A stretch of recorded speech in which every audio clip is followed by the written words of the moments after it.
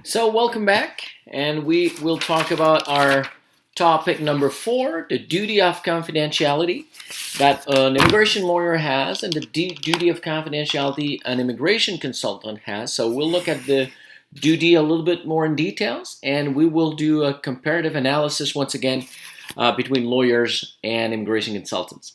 So, first of all, if we take the Code of Professional Conduct for Lawyers, you have the duty of confidentiality at section 3.3. So let me read 3.31 and then we'll discuss it. A lawyer at all times must hold in strict confidence all information concerning the business and affairs of a client acquired in the course of the professional relationship and must not divulge any such information unless, so there are some exceptions, unless A, expressly or impliedly authorized by the client, so the client can release you from your confidentiality obligation. B, it's required by law or a court to do so. C, required to deliver the information to the law society. Or D, otherwise permitted by this rule. And there are several commentaries on what we just read. I'll read some of them, but as you can see, I think that's a very important obligation, the ethical obligation that we have as lawyer. We have to treat or hold in strict confidence all information exchange between us and the clients. And there are some very narrow exceptions. One of them is obviously the authorization of the client. A few things to mention here in the commentaries that you'll find in the Code of Professional Conduct for Lawyers. A lawyer owes the duty of confidentiality to every client without exception, and whether or not the client is a continuing or a casual client. The duty, and this is very important, the duty survives the professional relationship and continues indefinitely after the lawyer has ceased to act for the client, whether or not differences have arisen between them. So it's very important to understand that your duty of confidentiality is not only during your mandate with the client, during your professional relationship with the mandate, but it also survives this professional relationship. So you have to make sure you do understand that even after your retainer was completed, after your relationship, your professional relationship with the client is terminated, you still have confidentiality obligations. You have to keep all information told to you in strict confidence. You have to keep it confidential after the termination of the professional relationship. Commentary 4. A lawyer also owes a duty of confidentiality to anyone seeking advice or assistance on a matter invoking a lawyer's professional knowledge, although the lawyer may not render an account or agree to represent that person. Very important. That's something that it is in the commentary for lawyers that you will not find in the ICCRC Code of Professional Ethics for Immigration Consultants, where we just mentioned a situation where your duty of confidentiality survives a professional relationship. So after you terminated the professional relationship, you still have a duty of confidentiality to your previous client. Now, this situation we just mentioned is before the relationship starts. Let's say you have a consultation with a client or a potential client. The person comes to you. There's an exchange of information. The information is confidential. And for whatever reason, you are never retained by the person to become her or his lawyer. Now, that confidential information exchange between you and this person that never became your client must also be held in confidence, meaning that even though this person is not your client, and even though this person has never been your client, you still owe this person a duty of confidentiality. So obviously, the policy purpose behind this is to make sure clients can speak, or potential clients can speak openly to their lawyers or prospective lawyers. So keep in mind the duty of confidentiality before the relationship, you still owe it to the person, during the professional relationship, and after the professional relationship. So unless your situation falls in one of the 4 exceptions we mentioned earlier, the authorization of the client. You are required by law or a court of law. You are required to deliver the information to the law society or otherwise permitted to do so. Unless you fall in one of these categories, as an immigration lawyer, you do have a duty of confidentiality to your clients and even people that are not your clients, as we just saw. Now, in the context of an immigration practice, there are some things we have to keep in mind. Remember, when we talked about, I think it was in topic 2 or topic 3, we talked about the cultural differences or differences in way things are done in different countries. And some of your clients may not be aware of the duty of confidentiality. Also, some clients may come from countries that don't have the rule of law, and they may not be that comfortable to share confidential information with you. So in my own practice, I have to explain my duty of confidentiality to several clients, to explain to them that whatever they tell me in confidence, I cannot repeat to anyone, not even my family members or spouse or a child or something like that. All right. So this is something you may want to keep in mind here in Canada when we meet clients and Canadian clients. Most of them do understand our duty of confidentiality and understand when they speak to a lawyer, it cannot be repeated. When we have people from outside Canada who may not be as familiar with the duty of confidentiality, it might be a good idea in your practice to remind these clients or to inform these clients of your own duty of confidentiality. Let's talk about the use of confidential information by lawyers. I'm at 3.32 of the Code of Professional Conduct for Lawyers, and I'll read 3.32.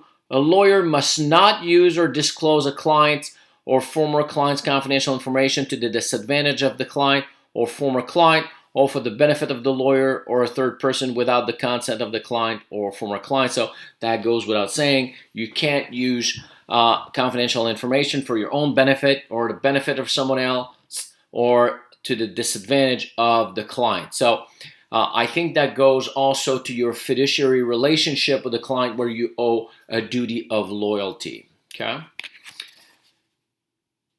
There are some exceptions where and we mentioned them a little bit earlier, but if we read 3.33, we talk about the future harm and public safety exception.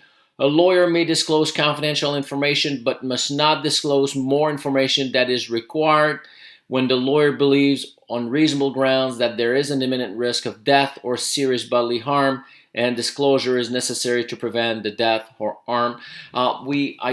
There's not a lot of possibilities to see that kind of situation in immigration law, but I guess this would be, this is possible, and you have to keep in mind, let's say you have an immigrant and you know that he's trying to immigrate to Canada to create, to come and kill a person, for instance. So I think this disposition of the Code of Professional Conduct for Lawyers would help you and to act appropriately. I'm not going to read all the sections regarding the duty of confidentiality, but two more. If we read 3.35, a lawyer may disclose confidential information in order to establish or collect the lawyer's fees, but must not disclose more information than is required. So let's say you are suing your client because you're not getting paid. You are allowed to disclose some confidential information, but not all information. For instance, you may disclose information about the fact that you've been retained as a lawyer and that you have a retainer agreement, and we can look at the content of the retainer agreement regarding the fees owed and the work that was performed, but it has to be the strict minimum needed by the court or whatever authority to determine if the fees are owed to you or not. That's not a blank check to share all sorts of information with that authority or that court of law to embarrass the client, for instance. So I think our code is quite clear. You must only disclose what is necessary to render a decision to see if the fees are owed to you or not. 3.36, a lawyer may disclose confidential information to another lawyer to secure legal or ethical advice about the lawyer's proposed conduct. So again, narrow exception. You may disclose that information to get a second opinion on something, or if you have doubts about your ethical obligations in a particular situation. So, as you can see in the Code of Professional Conduct for Lawyers, a lot of details, a lot of commentary. So, in the context of immigration law, this could be applied, and we have several situations where we have to protect the confidential information of our clients. One in particular that is a little bit new, as you know, border authorities in various countries are more and more strict, and they sometimes look inside computers or smartphones or tablets or whatever. You have to make sure, remember, you are holding confidential information of your clients, and a lot of it is in your computer, in your tablet, in your smartphone, or whatever. You have to make sure that you protect that information, not only with passwords, but sometimes it hasn't happened to me myself, but now the Law Society wants to make sure that lawyers protect that information. So you have several options. One may be never to carry confidential information outside of Canada. Others might be to get authorization from the client to do so. But I just want to raise that this is a new phenomenon that we see where more and more border authorities in the United States, in Europe, and even in Asia, are going through our personal information, our tablets, smartphones, computers, and whatnot. So keep in mind that if you have confidential information in these devices, you have a duty to protect that information. All right, so let's take a look at Article 8 of the Code of Professional Ethics for Immigration Consultants. Remember, you can find that code on the website of ICCRC. As you will see, it's a little bit of a summary of what we've seen in details with lawyers, with some differences that I will underline. First of all, if we read 8.11, a member shall hold in strict confidence at all times all information concerning the personal and business affairs of a client, and shall not disclose such information unless A, the disclosure is expressly or impliedly authorized by the client, required by a Canadian court, or required by a statute or regulation of Canada. So very, very similar to Section 3.31 of the Code of Professional Conduct for Lawyers, except there's no mention, of course, of the Law Society, okay? The member has a bona fide belief that the disclosure is required by a provincial law, okay? So very similar. You cannot divulge, as an immigration consultant, you owe a duty of confidentiality to your client unless it falls within one of the 3 or 4 exceptions we just mentioned. 8.21, a member shall preserve the confidentiality of the client's information indefinitely, even after the member has finished acting for the client. So the confidentiality duty survives a retainer. We have this for lawyers. The Code of Professional Ethics for Immigration Consultants does not mention the situation before you are retained as a lawyer. Remember the situation where you have an initial consultation with a client, confidential information is shared with you. The Code of Professional Ethics does not mention any of that for immigration consultants, but I believe that the interpretation would be the same. If you're an immigration consultant and confidential information is shared with you in a consultation, and eventually that person never becomes your client, I believe that this confidential information shared with you is also protected by the duty of confidentiality. 8.31, a member shall take all reasonable steps to ensure the privacy and safekeeping of a client's confidential information. The member shall keep the client's papers and other property out of sight as well as out of reach of those not entitled to see them. So that makes sense. And I think that goes to the point we discussed a little bit earlier